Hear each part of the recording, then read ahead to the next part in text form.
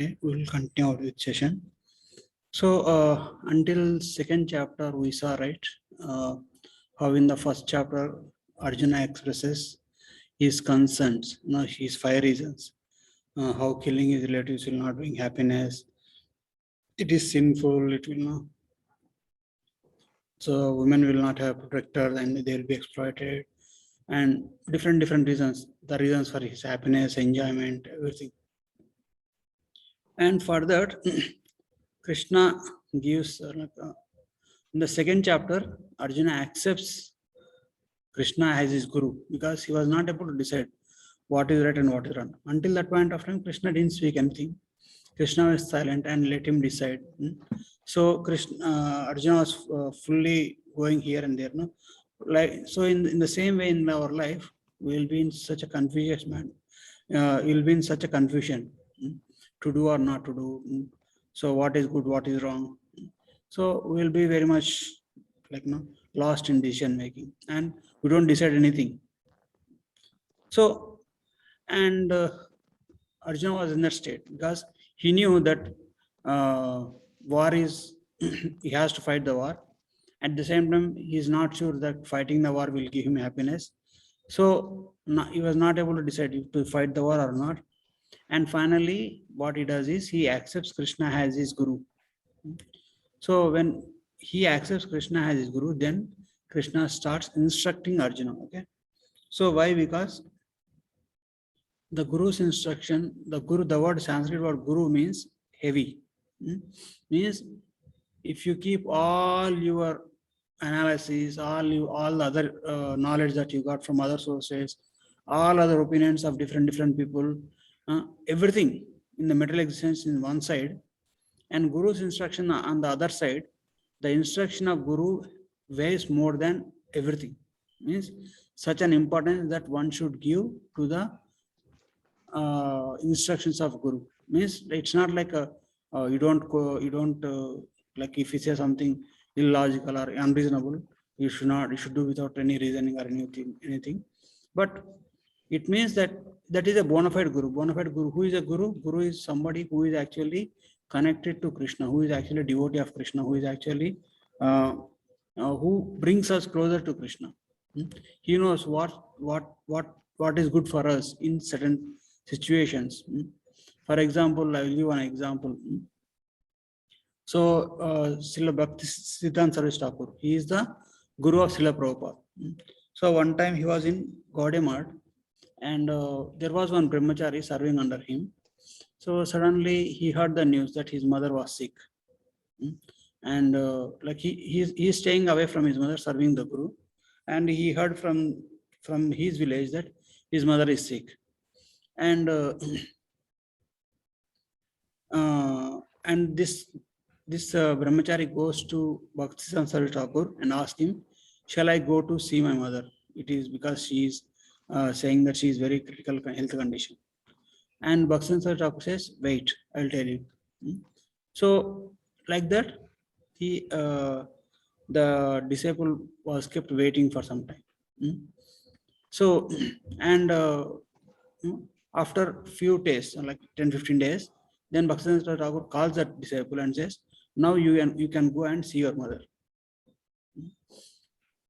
So, and this person, he starts going to his village. Now he goes in the journey, he travels for 2 days, and he reaches the place where his mother is sick, on his sick bed. And what happened? Immediately as he reaches his sick mother, like his mother was overwhelmed in tears, and she was in separation from his son, and he hugged his son, and then finally passed in the arms of his son. And then this disciple had to stay there for some more time because of other procedural things will be there, right? Other rituals that has to attend. This disciple stayed there for some time, for not like 2 weeks or 1 month or 1 month or 2 months like that, and then he came back to again the ashram of Bhaktisiddhanta Saraswati Thakur.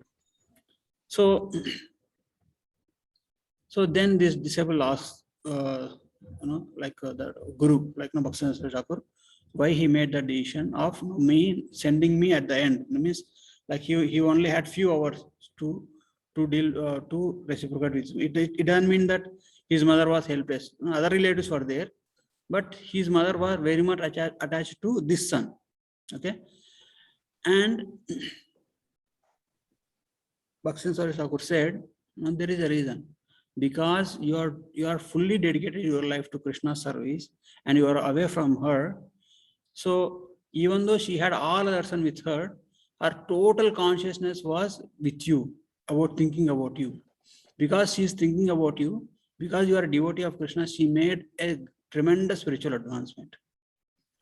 And when you went there at the last moment, you stayed only there for few weeks. Otherwise, like previously he asked 2 months back, should I go? So if you have gone 2 months back, there is a chance that due to this relatives and surroundings, you might get impacted, your consciousness might get impacted, and your mother might take your association for granted. She would have meditated on some other thing because you are already there with her. So that's why I sent you at the last. That's why Bhaktivinoda Thakur sent that devotee at the last moment, so that it is for the benefit of both mother and the son. So this is a small example. Even if you take example of Srila Prabhupada also, as soon as Bhaktivinoda Thakur, Bhakti Siddhanta Saraswati Thakur, okay, he is the guru of Srila Prabhupada, our ISKCON founder Acharya. Okay, so Bhakti Siddhanta Saraswati Thakur was giving the instructions, like giving a class, and Srila Prabhupada comes and sits in the class. And as soon as he sees Srila Prabhupada, he gives the instruction, you are a very well-educated young man, why don't you go and preach in the English-speaking world? That is, at that time, Srila Prabhupada was 20 years old and he was still in the college. And that was the first time when Bhakti Thakur met, Srila Prabhupada met his guru, Bhakti Siddhanta Thakur. So, and Srila Prabhupada was a little bit taken back, like this person, this sannyasi I'm meeting for the first time, and he's starting me a lifelong mission to preach in the English-speaking world. But but he responded to Bhakti Siddhanta Thakur saying that right now our freedom struggle is going on. If we are under the rule of a British, how can anybody listen to us? Just give me 1 minute.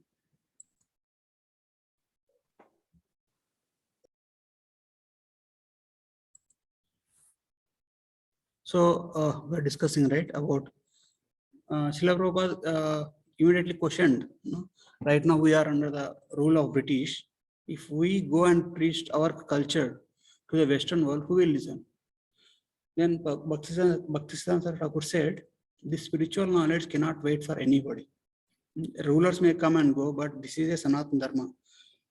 This is the relation between the soul and to the God, and it is uplifting to anybody in any condition of life. It cannot be wait. But Srila Prabhupada agreed to that, but he didn't act on it immediately because he was studying, and after that he got married, he went into business, and finally when Srila Prabhupada finally took initiation, and finally after taking sannyas, he wrote to Bhaktisiddhanta Thakur when Bhaktisiddhanta Saraswati Thakur was about to leave this from this material world. He wrote to Bhaktisiddhanta Thakur, what is your instruction for me? And Bhaktisiddhanta Thakur replied to that, saying that my desire is that you go to the English-speaking world and preach. And until that point of time, Prabhupada had, because Prabhupada tried to establish this Vaishnava culture or Vaishnava societies in India for many times, but not much, he didn't see much success there. So just following the instructions of his guru, Srila Prabhupada started to the Western world. He came on a cargo ship, and he just started this movement. So within 10 years, Prabhupada was able to establish 108 temples and was able to initiate thousands of disciples. So with the guru's instructions comes the empowerment of Krishna also. Okay, so that is possible only with the bona fide. If the instruction is bona fide from a bona fide acharya, means like he should be a bona fide guru. Okay. So that is the power of a guru. So now here Arjuna was surrendering to the instructions of, like Arjuna was taking shelter of Krishna and he is accepting Krishna as his guru. And first Krishna, what Krishna does, he first instructs Arjuna saying that how doing war is beneficial to you. He says, like in a material terms, like how if you win the war, you're going to rule the earth. And if you lose in the war, you're going to go to heavenly planets.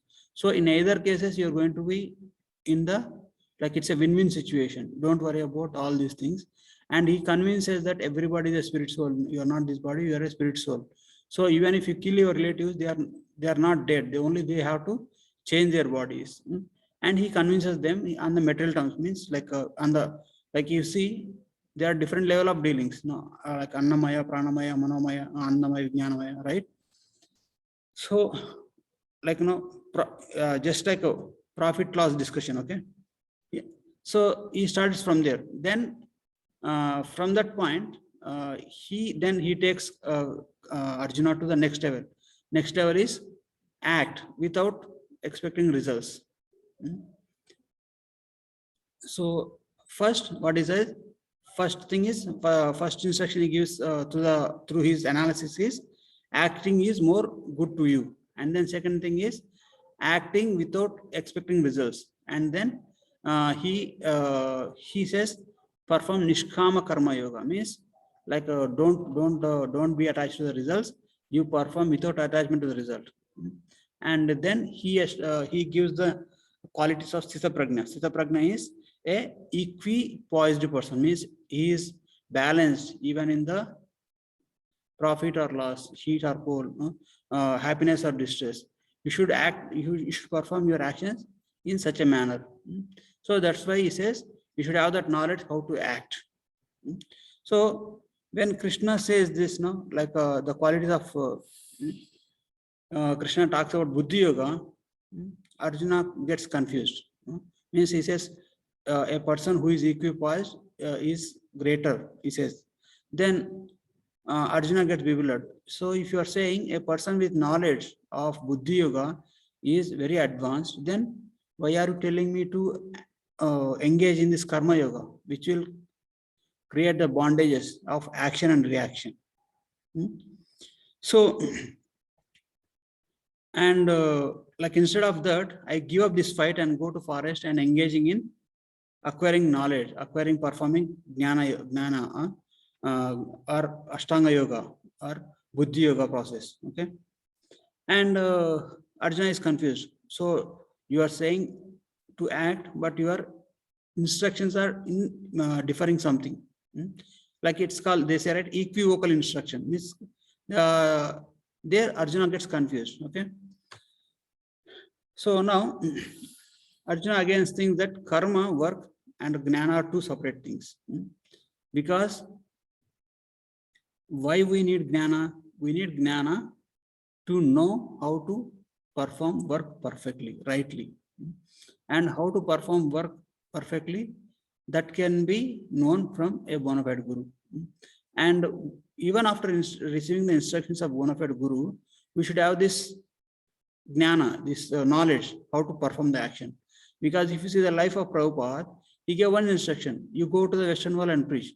But he did not give all the instructions, like you after you go there, you have to establish centers, you have to initiate these devotees, what regulatory principles you have to follow. He didn't give all those things. But Srila Prabhupada knew through his cultivation of knowledge how to act and where to restrain and where not to restrain. Okay, where to control. Okay. So overall, one should know the principle, and then based on circumstances and based on the knowledge that we have acquired, we have to apply that knowledge in our day-to-day life, in our activities, and then perform the action. So, but sometimes we get confused. Am I doing right or wrong? Is this way of work, is this way of doing work is good or not? Then at that point of time, we need guru. It might not be the same guru, it can be a Shiksha Guru also. Shiksha Guru is somebody who trains us how to properly perform our action. So, and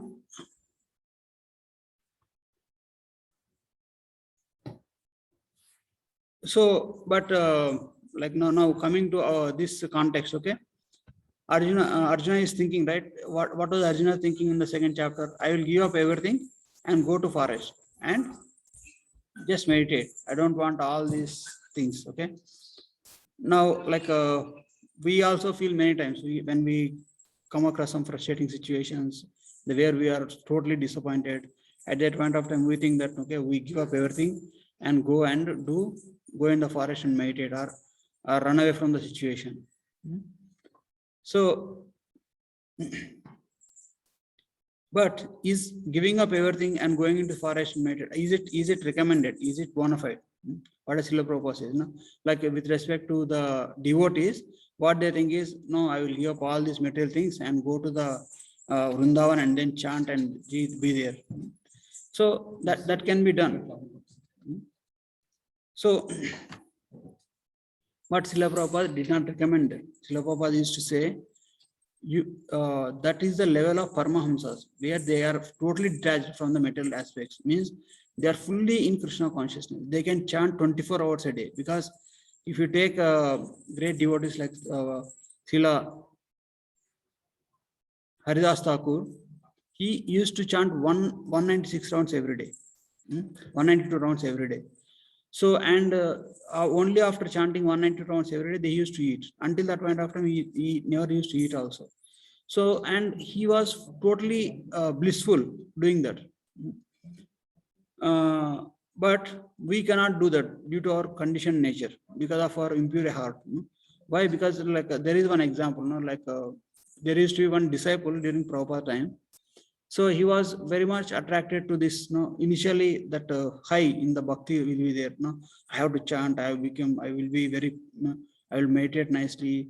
I will do all my sadhana nicely and reading nicely, and do nothing else.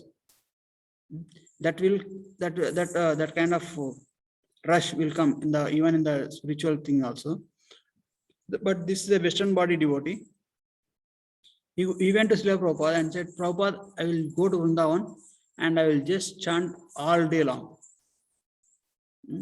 So, and Prabhupada said, no, don't do that, because you are that is not possible. Because that's why if you see our temple programs, Prabhupada has nicely designed. First, Mangalarti at 5 o'clock, and then we do 5 to 5:30 Mangalarti, and then 5:30 to 7:30 we do chanting 16 rounds. And then after that, we do Guru Puja and then Srimad Bhagavatam class. After that, after Bhagavatam class, we do some services. And that way, we engage every part, every aspect of our life, right from early morning until the night, nicely in Krishna consciousness.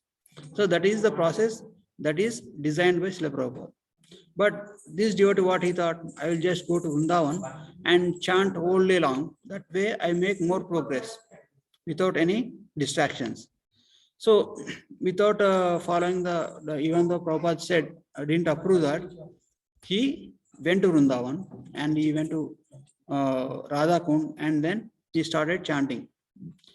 So he stayed there for a few months and he chanted as much as I don't know what it was, what he did for a few months, and then after a few months, some devotees saw him in a gas station filling his car, filling the gas in his car, and the devotees asked, "Hey, what happened?" Like I don't remember the devotee's name. What happened? How he came here? You went to Vrindavan saying that I will only chant throughout my life.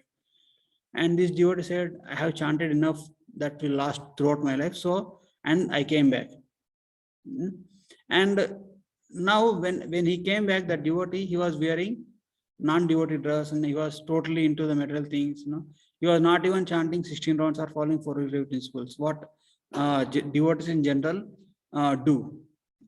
Means he fell down from his path of spiritual advancement. So because that's why Prabhupada knew what we can do and what we cannot do.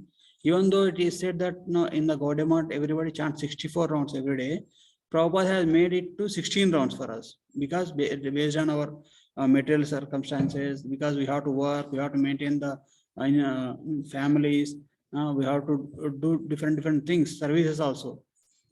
So that's why Prabhupada made it 16 rounds every day and follow 4 relative principles. And that's what we can handle. So Srila Prabhupada never recommended going and completely dedicating and giving up all your material things, giving up your family, giving up your duties which you are handling right now. So Srila Prabhupada, so in the same way, when Arjuna got confused here, now I will give up all my duties and go to forest, Krishna didn't recommend that. Krishna in fact said that you work with detachment. And he's educating Arjuna right now still how to make progress while working also. So at that point of time, when this discussion between Krishna and Arjuna was happening, there are 2 types of paths, 2 types of the Sankhya and Karma. The Sankhya philosophy is philosophical discrimination. Means it is inactive, means if you see some Vedantis or something like that, or some Ashtanga yogis, they don't do anything. They just engage in performing this study of the scriptures or something like that. And they don't do any active service, like they don't engage any kind of preaching or anything like that. And karma means the practical action, means active. So the Sankhya is inactive and the karma process is active. So Sankhya process is like it's a kind of elimination process. Okay, like by analytical study, knowing that we are not this body, we are spirit soul. So that is the path of Sankhya. What does this Sankhya yogis do? They analyze. They actually sit in meditation, and after meditating for few years, they realize that they are not this body, they are spirit soul. How they will come to know? Because they first identify, okay, I'm not this leg, these hands, or not this mouth, these ears. I'm somebody about that. Maybe I'm mind. So they will see that if I'm the mind or not. And after meditating for a few more years, they will see that, oh, I'm separate from mind. And then I'm separate from intelligence. I'm separate from ego. Then they will come to know that I'm a spirit soul. So after many years of spiritual endeavor, a Sankhya yogi or a person who is engaged in this analytical study, doing nothing but only meditating, will come to know this, the path of to the point that I'm not this body, I'm a spirit soul. That is called Atma Sakshatkar. But with respect to devotees, as soon as a devotee first comes and sits in the class in our temple, we first, in the first class itself, we will educate the devotee that you are not this body, you are a spirit soul. And just by accepting that that fact, coming from a bona fide representative of Krishna and the Krishna and the Guru, by through simple logic and reasoning,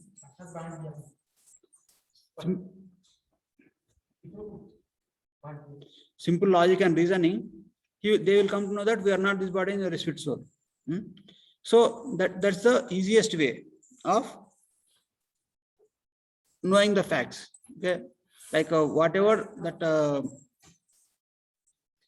this through the process of Sankhya, through the process of analytical study, whatever the endeavor he is putting, that can be avoided altogether just by accepting the instructions of a bona fide spiritual master or his representative.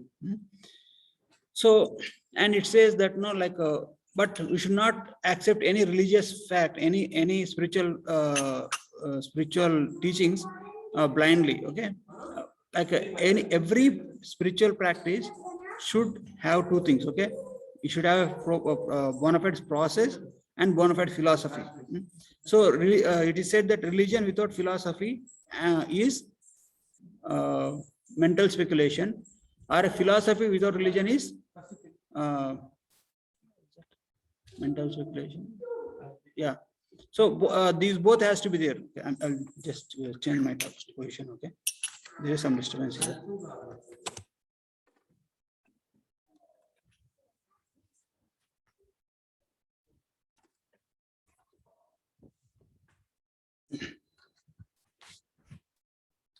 Yeah, I was saying philosophy without religion without philosophy is a sentimentalism, and religion without philosophy is mental speculation. Sorry, religion without philosophy is sentimentalism, and philosophy without religion is mental speculation. So both are required. So, and we can give some examples. Now, if you see, like, for example, if it see communists or capitalists, anybody, they don't have any. They have little philosophy, like everybody should work together, like that. But if they don't have the religion, if they don't have the spiritual aspect, they cannot go higher. If you see, even though their intention were broad-minded, even though their intention were good in the beginning, they cannot maintain that due to lack of spiritual strength. If you see, as per the communism, everybody should have the equal access to the power, the money, and everything, right? But if you see in the communist countries, only certain sect of people enjoy the power, and rest of the people only just work. So there is also this inequality still existing in the communist countries also. And if you see the that is the philosophy without religion, and if it is a religion without philosophy, there are many religions, they don't have any philosophy, they blindly follow different practices without any questioning, without any logic, without any reasoning, they blindly follow. So this should be avoided. So when we follow the religion without philosophy and when we follow both religion and philosophy, we make study and study spiritual progress. And Krishna says that when Arjuna says, I don't want to act, I just wanted to give up and sit and meditate. And Krishna says, it is not in your nature, because Krishna says, nahi kaschit kshanamapi jatu tistyati akarmakrit karyate hi avasya karma sarva prakriti jair gunai. Means no one can refrain from doing something, not even for a moment. Everyone is forced to act helplessly according to the qualities he has acquired from the material modes. Because see, if you see, when we Krishna says in Bhagavad Gita, right, Chaturvarna Maya Srishtam Guna Karma Vivakasha, means according to the nature and the type of work that they are engaged, I have classified the men into four varnas and four ashramas. So four varnas are Brahmana, Kshatriya, Vaishya, and Sudra. So Brahmanas are in mode of goodness, and Kshatriyas are in mode of passion, and Vaishyas are in mode of passion and ignorance, and Sudras are in mode of ignorance. So Krishna is saying, no one can refrain doing something, not even for a moment. So as per the Arjuna's decision that he wants to give up everything and go to forest and meditate. But Krishna is saying you cannot do that because it is not in your nature. You may superficially go and try to beg. If somebody insults you, like what is the position of a beggar? Beggar should be ready for everything. Sometimes a beggar gets lot of food, lot of nice donation. Sometimes beggar doesn't get it all. But if sometimes some people will give very gracefully, sometimes people will insult him. Like, now you don't have any work, why you beg? Go and do some work, like that. They insult the beggars. So Now, even if Arjuna becomes a sannyasi or a sadhu, if somebody insults him, it is not in his nature to control that anger. Means a person in the renounced order should be ready for everything. He should be able to tolerate the glorification, and he should be able to tolerate the insults also. And Krishna is saying to Arjuna that don't do that because it is not in your nature. So, but and if you take up something which you cannot handle properly, then it is a fall down. That's why Krishna says to Arjuna that Swadharma is better than Paradharma. There is a difference between Paradharma and Parodharma. Parodharma means higher dharma. Paradharma means acting like others, imitating others. So Krishna is saying to Arjuna that you are a Kshatriya. You should do your Kshatriya based on your nature. You should do the activities based on your nature. You should not try to imitate like others. So what you can do best as per your nature, do it best and give the fruits of action in Krishna's service. That is the best thing that you can do, that Krishna says. So, but we may question, sometimes we see sannyasis who doesn't engage anything of their senses, but sometimes even speaks philosophy. What about them? Means some people are there, like they don't do anything, but when it comes to like some Mani Babas, like Mani Babas means they don't speak at all. But if somebody asks him them anything, they will write on some board or some slate. So that is also speaking, right? So for that kind of people, what does Krishna say?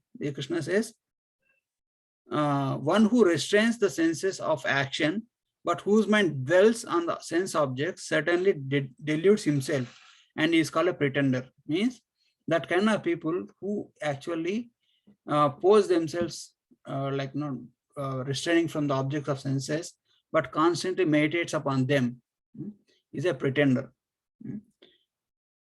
Indriyarthan Vimudatma. Means he is a pretender.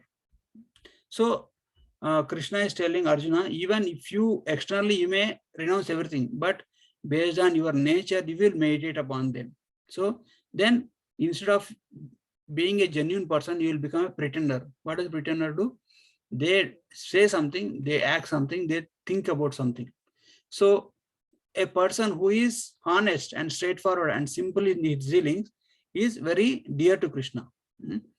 So, and why we must work? Why we cannot stay ideal? Why we cannot give up all the activities and stay without doing any actions? Because it is not our nature.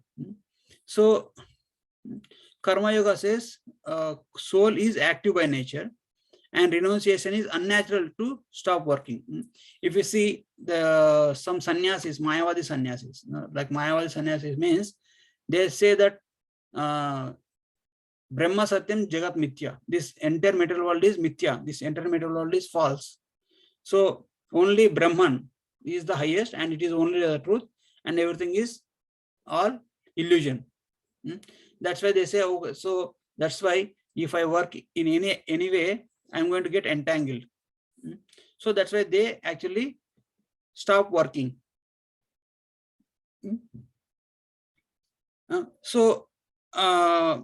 But their soul, the soul, the spirit soul by nature is active, because what is the nature of the soul? Sat Chit Ananda, because it is always pleasure seeking. Ananda Mayo Vyasat means the soul always seeks pleasure.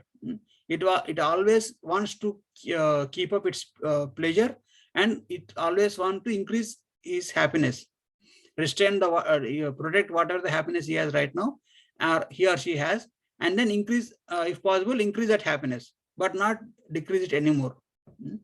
So soul by nature is active. It is always pleasure seeking. And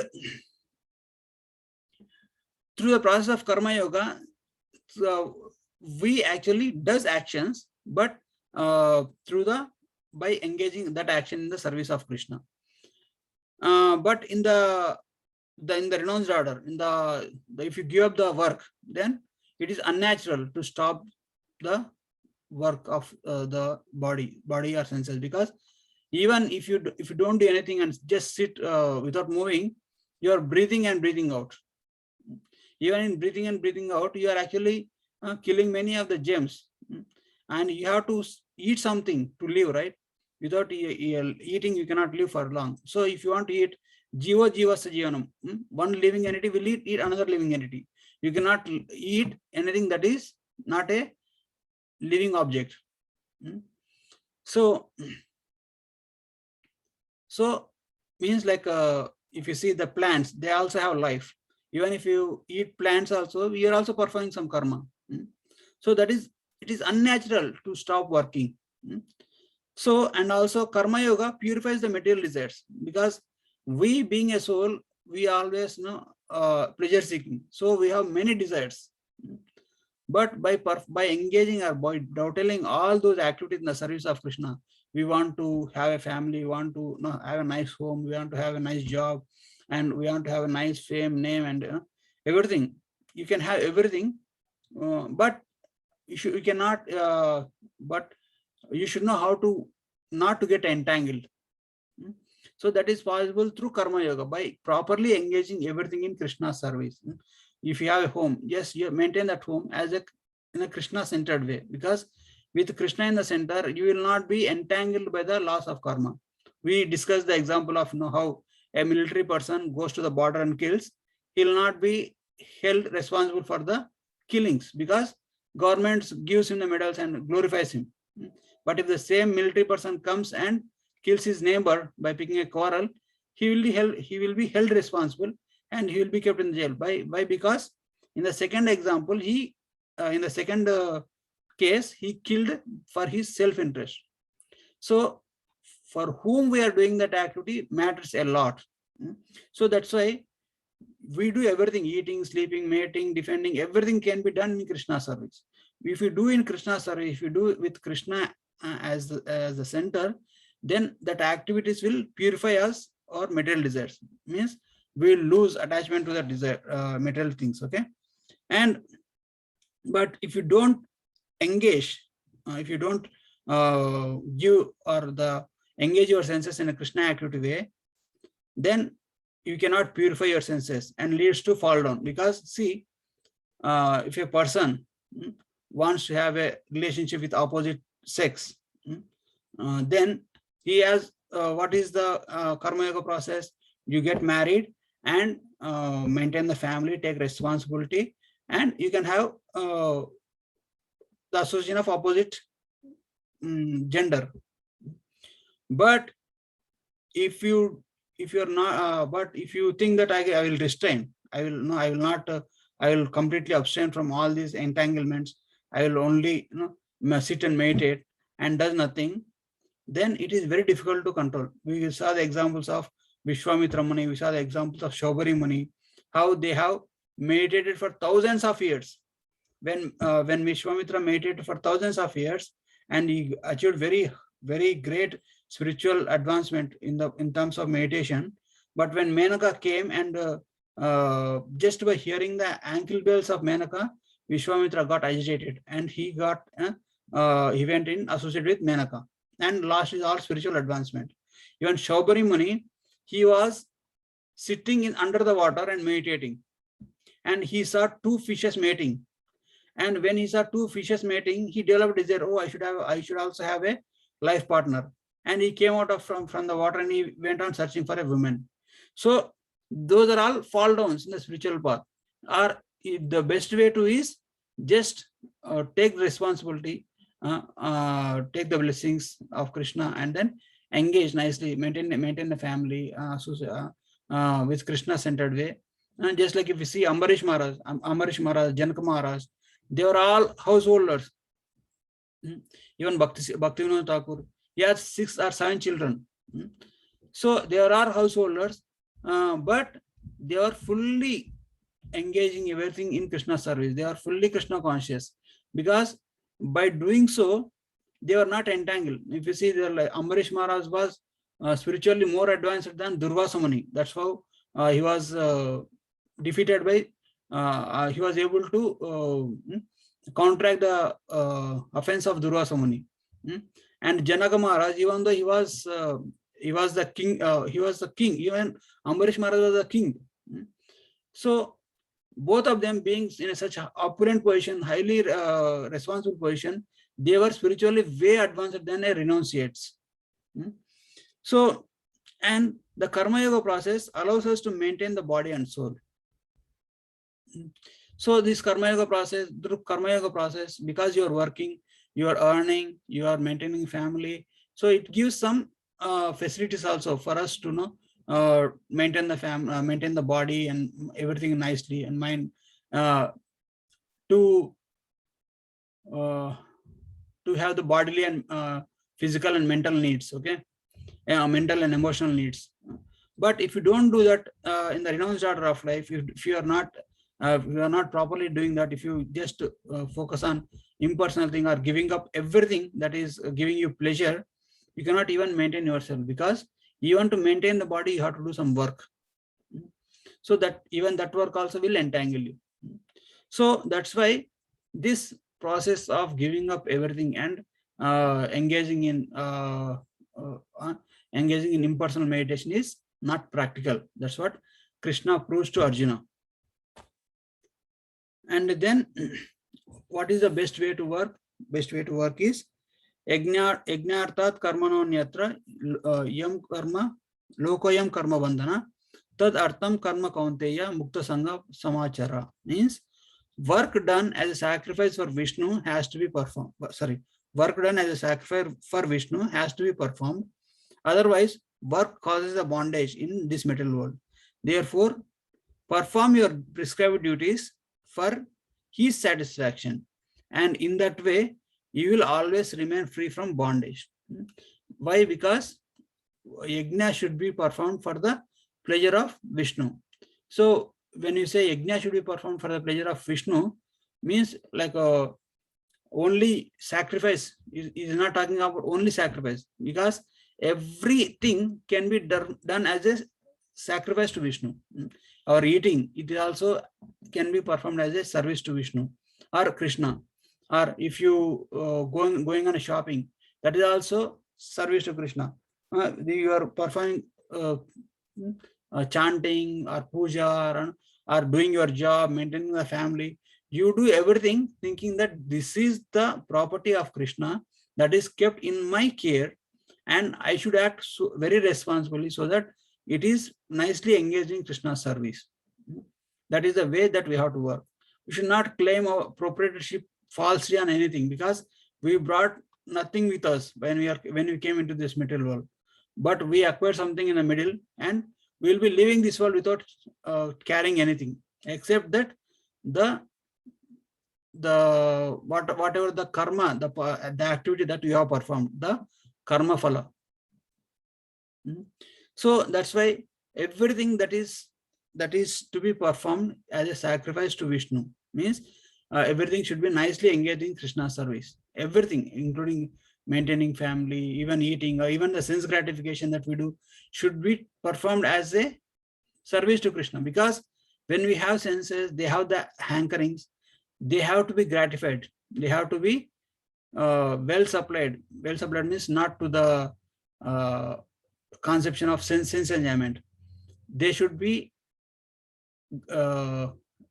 given moderate sense pleasure, so that we can be able to maintain our body and mental balance in our body. Because see, if you don't eat, you will become hungry and you cannot be able to maintain the body.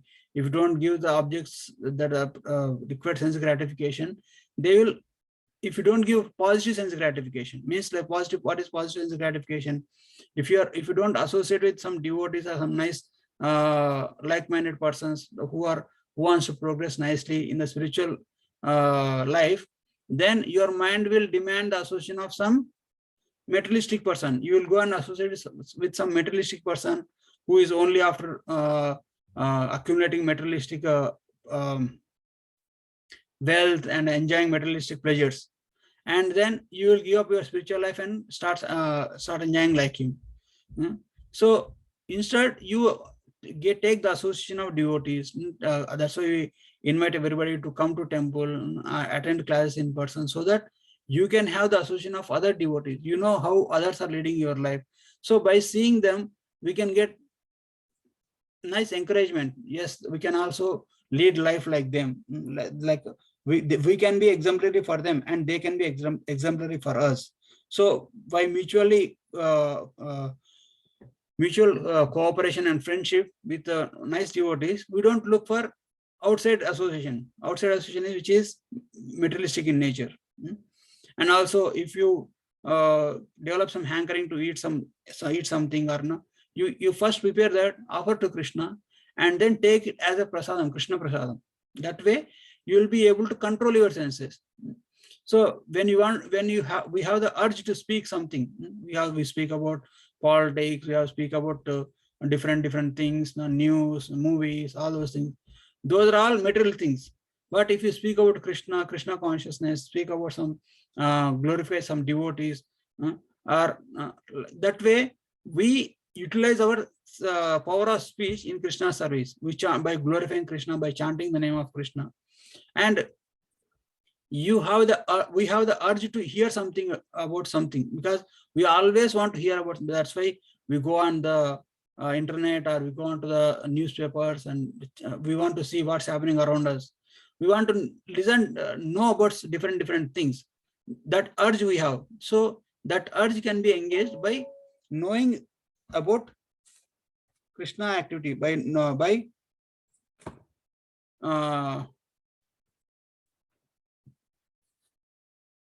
hearing about Krishna, by hearing Bhagavatam, by hearing Bhagavad Gita, like that. So like that, every requirement that you have, every activity that we can perform, can be performed nicely in a devotional way. That way we perform every activity in the service of Krishna. Then it becomes yajna. It will become a sacrifice, and it is an offering. It will be our activity will be like an offering to Krishna. That way we advance spiritually. Okay, that is end of the session. If you have any questions or comments, we can discuss now.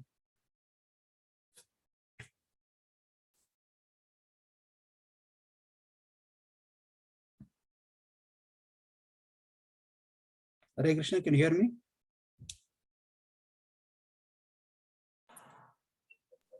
Yes, Prabhu. Yes, Prabhuji. We can hear. You have any questions or anything, any comments, any clarifications?